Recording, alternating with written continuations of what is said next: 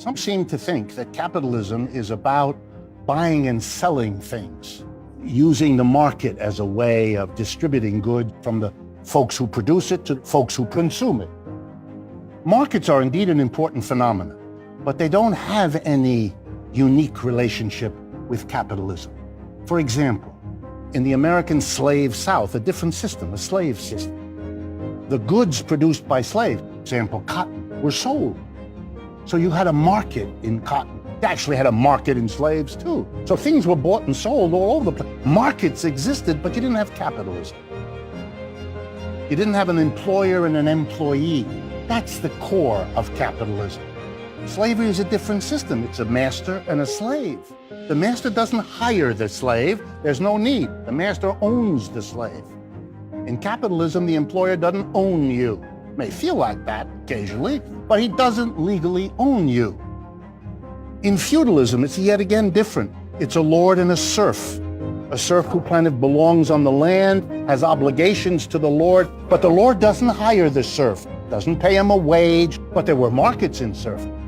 The unique thing about capitalism is not therefore a market. The unique thing about capitalism is the relationship in production, in how goods and services are produced. It's a relationship that is not master-slave, that is not lord-serf. It is a very particular arrangement, employer-employee. And in that relationship lies a fundamental conflict, tension, anger, resentment. Why? Because some people are doing all the work and producing more than they get, a more that we nowadays call the surplus, the extra. And if you're a capitalist, an employer, what of course is your interest? To give the worker the least possible while getting the most out of them, because that's the biggest surplus they can get. And the more surplus they have, the more secure they'll be. In capitalism, it turns out we've got exactly the same kind of system as we had in slavery and feudalism. Why? Because the worker has to produce more, a surplus, than he gets. Just as the master got the surplus the slave produced, or the feudal lord got the surplus that the serf produced. It's nobody's fault. It's the way the system is set up.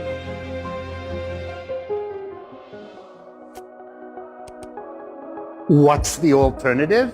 When the people who produce the surplus, the workers, are themselves the people who get the surplus.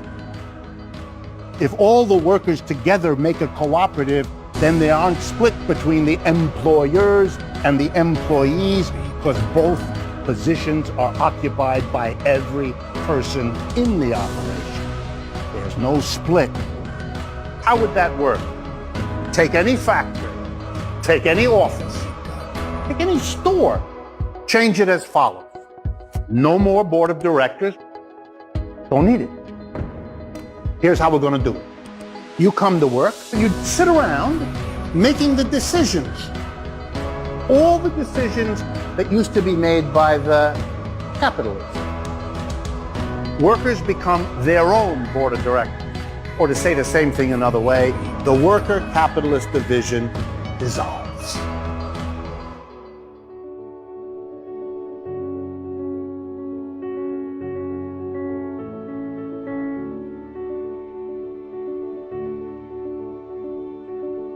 If you made all the workers democratically get together and decide how to distribute the wealth they've all together created, they would never give a handful of people more money than they know what to do with, while everybody else is worrying about sending their kid to college because they can't afford it.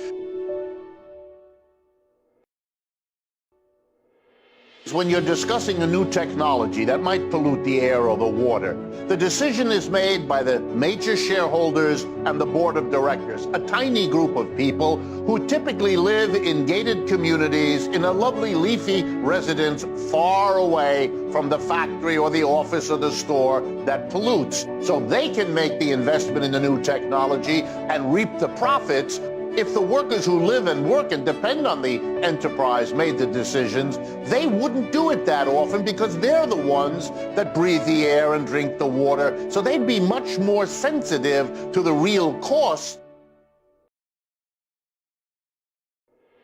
Every technological invention justified itself on the grounds that by this new machine, we could get more done with less effort. But when those innovations are put into a capitalist economic system, the people who put the technology in want to make profit out of it. For example, if a machine allows the workers to do twice as much as before, they fire half of the workforce. The remaining half works with the new machine, produces as much as before. The company realizes a fantastic profit because it doesn't have to pay half the workers' wages, which they can keep for themselves. Here's an alternative. Let every worker do half as much work as he or she did before.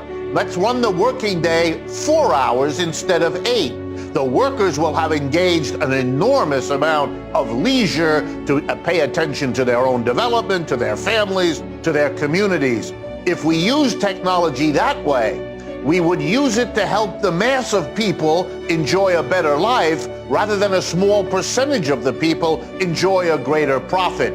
The problem was with technology.